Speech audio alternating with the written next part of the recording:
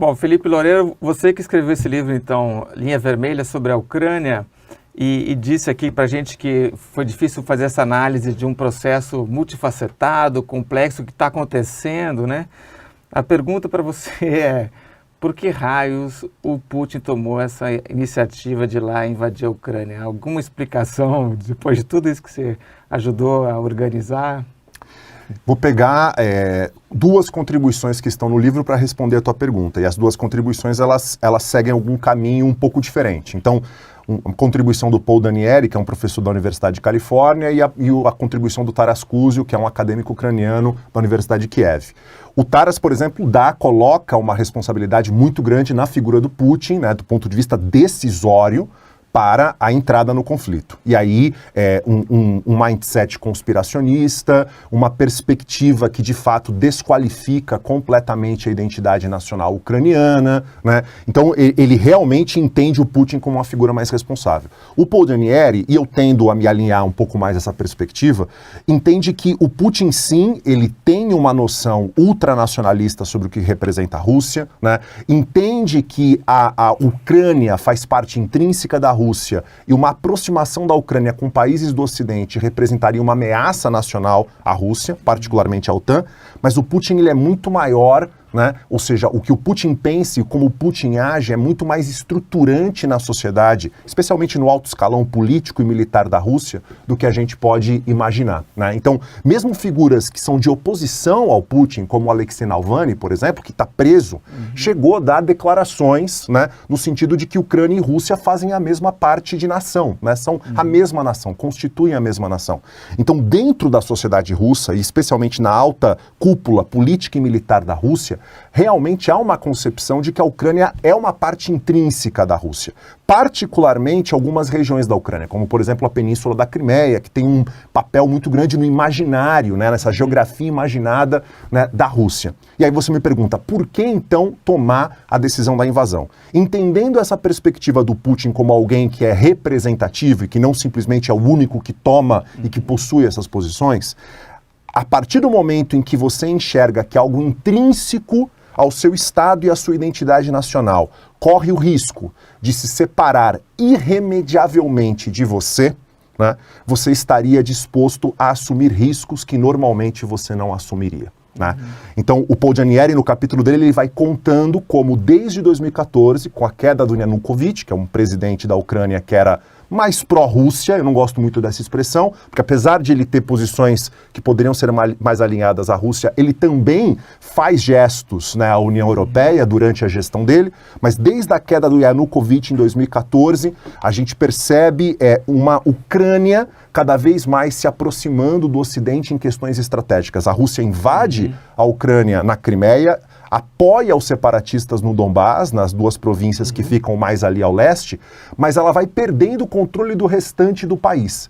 E essa sensação de que ela estava perdendo irremediavelmente a Ucrânia, na visão do Danieri, eu acho que essa é uma hipótese interessante, é difícil a gente aferir isso, porque o Kremlin tem um secretismo muito grande, difícil aferir isso agora, mas é uma hipótese que eu acho que é interessante, né, para ser verificada posteriormente. Essa sensação de uma perda irremediável levou a assumir riscos que numa situação, digamos, normal, o Putin e a elite política e militar russa não teriam assumido. A gente comentou isso um pouco antes de entrar, né, que a invasão da Crimeia em 2014 tem que ser entendida como fruto, como consequência da queda do Yanukovych, que era à época visto como um presidente pró-Rússia da Ucrânia, mas que deu para trás na hora de assinar um acordo de cooperação econômica com a União Europeia.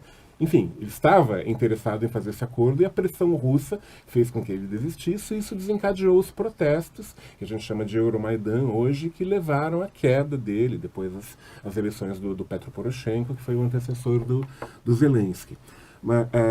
Mas enfim, na época do Yanukovych, parecia que o Kremlin, de alguma forma, se contentava com um presidente em que eles pudessem influir ali, de modo mais ou menos decisivo, a não se aproximar tanto do Ocidente. E a coisa evoluiu de uma tal forma que claramente, pelo menos para a gente que vê daqui, o que o Putin quer agora é botar um Lukashenko em Kiev, né? Botar como o Alexander Lukashenko, o ditador de Belarus, e é um aliado fidelíssimo do Putin, é basicamente um fantoche da Rússia, e ele quer tirar o Zelensky do poder e colocar alguém absolutamente fiel a Moscou também, né? Então, a impressão que eu tenho é que o Yanukovych agora não bastaria. Precisaria ser alguém mais... O problema é que não me parece que ele tem condições hoje de sonhar com uma figura que seja, né, um títere, né, na Ucrânia que seja completamente dominado por Moscou. Muito possivelmente esse era o objetivo no início do conflito, né, uma mudança de regime de Kiev, tanto é que o discurso... Ele acreditava que isso talvez fosse possível.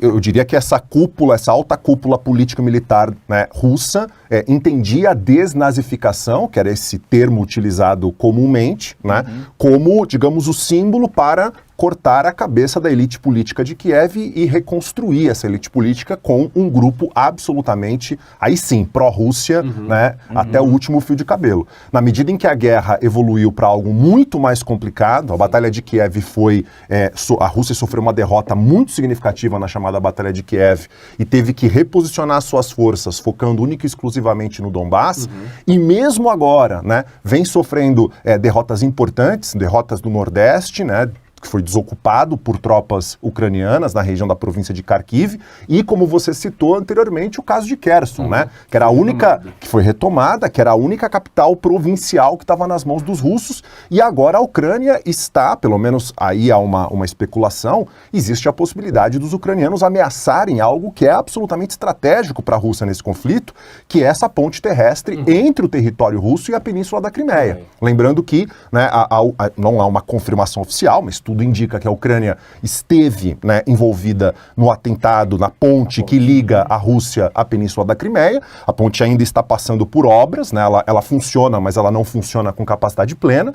Se a Ucrânia, por exemplo, nessa ofensiva que se desenvolve, que agora está mais ou menos parada, mas nada indica que ela de fato vai continuar parada por meses, né? Acho que há uma expectativa das tropas ucranianas de continuar. Se existe uma ameaça a essa ponte terrestre entre Rússia e Crimeia, a situação da Rússia na guerra vai ficar muito difícil. Tudo isso estou te dizendo que, apesar do sonho poder ter sido um Lukashenko, hoje a situação é mais complicada, que é um pouco a resposta que eu dava para o Duda anteriormente, né? A situação da guerra para a Rússia, no curto e médio prazo, não é muito boa, né? Mas é óbvio que, caso esses reservistas de fato consigam ser integrados, treinados, equipados e a Rússia consiga respirar, a gente pode ter uma reversão no conflito. Mas no curto e médio prazo, esse sonho de um Lukashenko está muito distante. Sim. Tá. Felipe, bom, o Putin, uma das coisas que ele usa para justificar essa invasão é falar da OTAN, e no final a gente vê que a OTAN fica fortalecida, os Estados Unidos entram ali super ajudando os ucranianos, e aí você muda um pouco também essa relação Rússia e Estados Unidos, né? Você tem um capítulo no livro que é sobre a nova Guerra Fria, se isso é uma Guerra Fria ou não, né? A gente está tendo uma Guerra Fria 2.0 com essa guerra na Ucrânia ou não?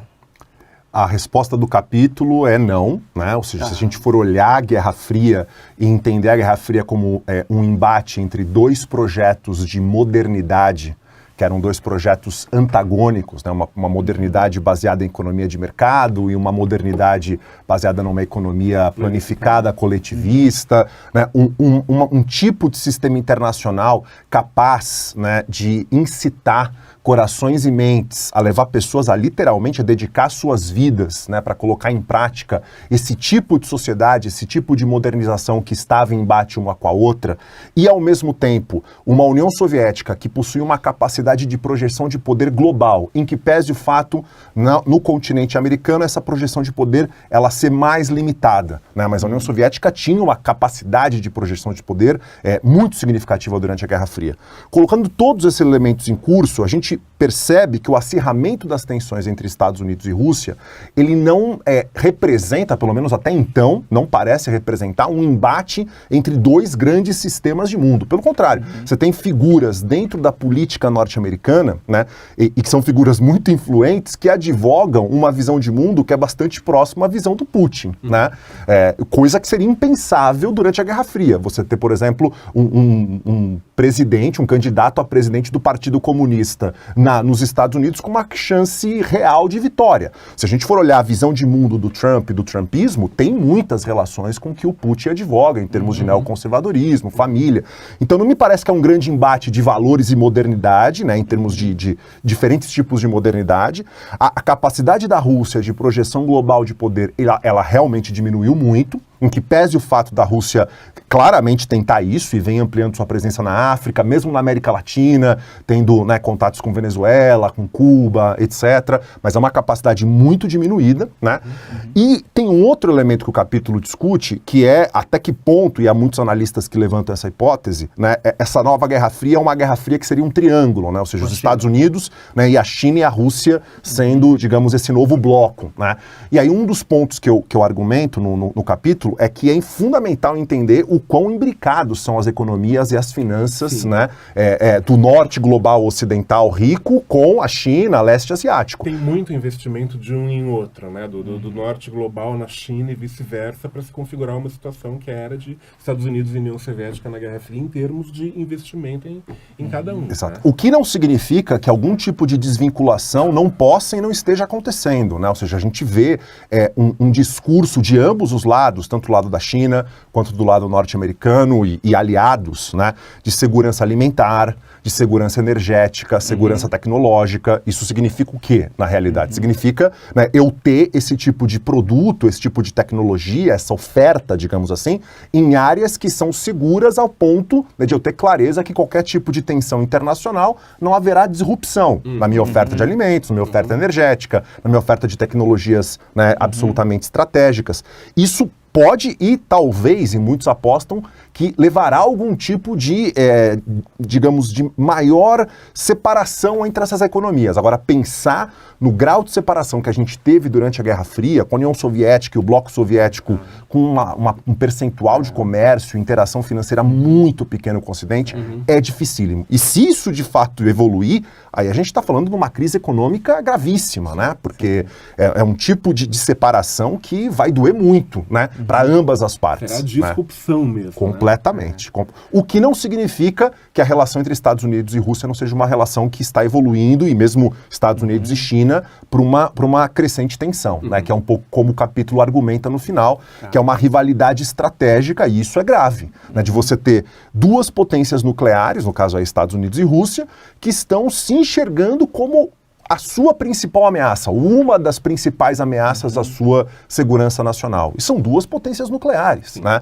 Essa é uma outra linha vermelha que essa guerra cruzou, né? A liderança russa, particularmente o Putin, mas não só o Putin, o Medvedev, que né, foi o presidente russo e que hoje está como vice do Conselho de Segurança Nacional da Rússia, usa também um linguajar irresponsável no que se refere à possibilidade de empregar armas nucleares. É uma linha vermelha gravíssima, né? Ou seja, desde o final da Guerra Fria que a gente não tem, né, alta cúpula política de superpotência dizendo na possibilidade de uso de armas nucleares. Lembra um pouco a crise dos mísseis em Cuba, né? A gente pensava que estivesse livre disso nos últimos 30 anos. Isso é assustador, né? Então, essa rivalidade estratégica entre potências nucleares, isso não significa uma guerra fria, mas não significa que é algo que a gente tem que ficar tranquilo também. Porque não é um mundo, digamos, que, do ponto de vista dos desafios que nós temos, de mudança climática, questão de alimentação, pobreza, desigualdade no sul global, não é um mundo que a gente gostaria de ter, né? Os países que são potências nucleares enxergando um ao outro como uma ameaça existencial. E aí você pode ter crises em que as coisas podem sair do controle.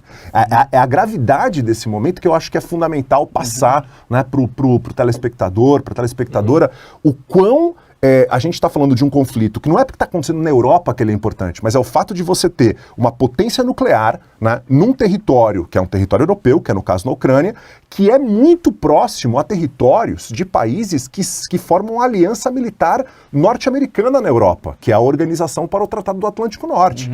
Um tipo de transbordamento desse conflito, a gente está falando de um conflito direto entre Estados Unidos e Rússia. E é algo que eu tenho até muita dificuldade, no De Rogério, de elaborar, né, o que seria um conflito entre Estados Unidos e Rússia no século XXI. É algo inimaginável como a coisa pode escalar. A gente teve recentemente, né, um caso de um ataque que chegou no território polonês, né, e que inicialmente atribuiu-se à Rússia. E depois, né, verificou-se, apesar da Ucrânia não ter admitido isso, que era uma defesa de míssil ucraniano, né, contra mísseis russos. E se tivesse sido um míssil russo que tivesse atacado a Polônia? A Polônia faz parte da OTAN. Como é que a OTAN responderia? Então, é um contexto realmente muito grave. Não é uma guerra fria, mas essa rivalidade estratégica que essa guerra da Ucrânia exemplifica de maneira perfeita, eu diria, ela é muito grave para o sistema internacional.